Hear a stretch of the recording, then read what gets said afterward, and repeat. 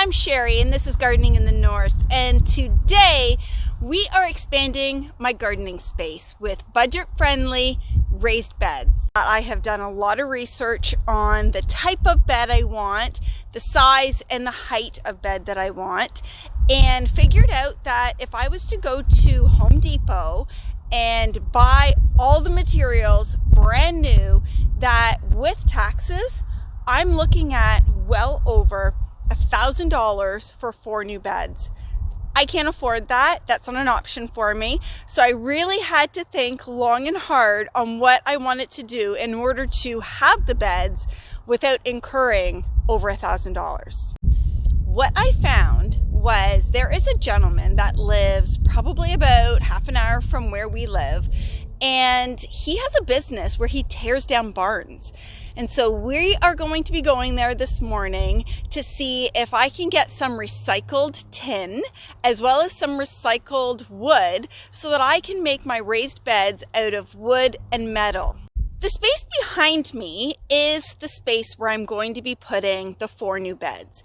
Now, my idea is to do a 4x10 bed, or 4x10 beds, and to have 2 of them with an arch trellis where I can grow really nice, cool things on that trellis that goes from bed to bed. Right in front here is my leaf compost, and if you haven't seen the video on that, please take a look. Over here is my hill garden where I grow a lot of my veggies, and all this space right here is basically not used. And what I want to do is put 4 new beds all along there with a beautiful arch trellis to use up and utilize that space.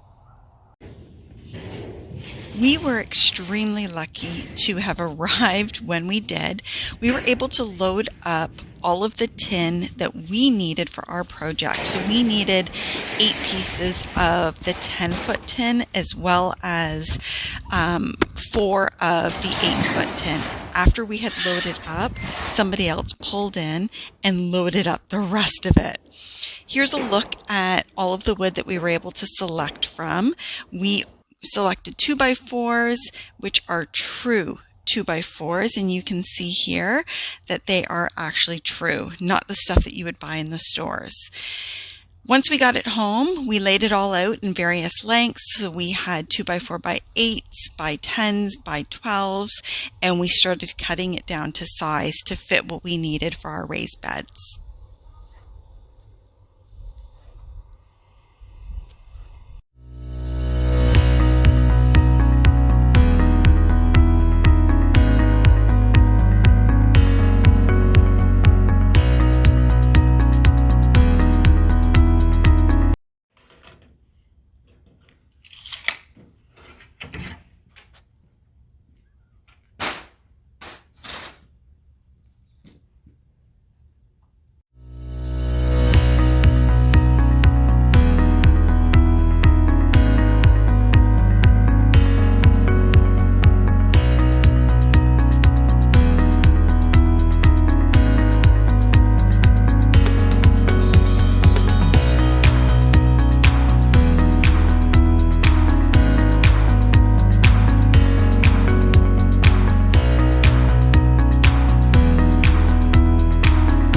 It's the end of day 2, and we now have all 8 of the 10-foot walls done. Take a look. See if I can turn it. There we go. So that's the end for today. Tomorrow we're going to build all of the end pieces and then put these together. So today is assemble day. We have all of the sides and the ends built and ready to go. I have my brackets, I have my screws, my drill, everything that I'm going to need, except for my little helper who is on the way out here. So we're kind of in a time crunch here. I need to get these raised beds built and installed in the area that I want them in sooner than later, because my gardening plan actually has onions being placed into these garden boxes.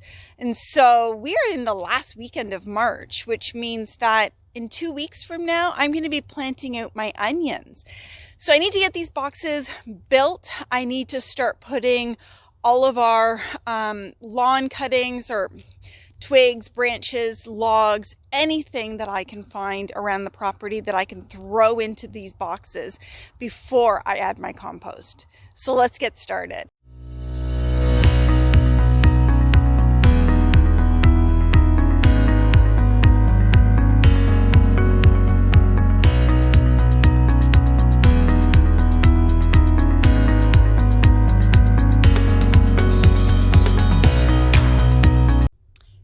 Roughly 75% done these raised beds, and I can't tell you how much I already love them. The fact that I'm going to be able to garden in these boxes without kneeling, without bending, just being able to stand up and reach everything, as well as a lot of the wildlife that comes into our yard, they're not going to be able to get up into these boxes. So I'm actually going to risk planting some of my beets and my carrots in these boxes. So again, I'm about 75% done. Need to put 2 ends on 2 of the boxes and put some brackets on the inside. So let's take a look. I want to show you what some of the final product looks like. So let's take a look at the progress so far. These last 2 boxes here, I still need to put the ends on them and then put brackets on the inside of them just for that added support. You'll see that on all of them, I have tried to hide the side ends. Just wanted to show the end without the wood from the other one. And what I mean by that is if you look at this one, I made a mistake that I'm going to have to fix. So over here, you'll see that it's the finished end of the end piece. But over here, you can see the end of the side piece. And so I'm going to need to fix that because I don't want that showing. I want all 4 boxes to be very uniformed. Now, what I've done is I've used 3.5-inch wood screws, and I have put 2 at the top and 2 at the bottom on every corner. And so if I just show you on the inside what I've done to this one here, you can see right over here that I've put a little bracket in there just to give it that added support. And we will be putting a cross tie to go across the bottom as well as on top, just for added support. There's going to be a lot of soil in these boxes. I think they turned out amazing. And I can't wait to start gardening in them. They are exactly what I wanted them to be. They are very rustic. Using the old tin and putting the rusty side out is giving them such a country feel for me. It's the feel that I wanted to have in my garden. And the height of them is beyond what I thought it was going to be. I didn't think they were going to be this tall. I knew they were going to be tall, but I didn't envision them being this tall, and I'm so glad for it. I'm going to be able to garden in these 4 boxes, and I don't have to bend to do anything. Now, having said that, filling them is going to be a different thing. However, my plan is over the next 2 weeks to grab as much yard waste as I can, logs that we have from trees we've cut down, branches, leaves, anything and everything I can. And I'm actually going to fill probably just under 3/4 of each of these boxes with yard waste before I add my compost on top. The other thing that I'm doing is covering each bed in cardboard before adding all of that waste. Now I do have a straw bale or a hay bale in my box, but that was only because I needed to step on something to get into it. Take a look at the finished product.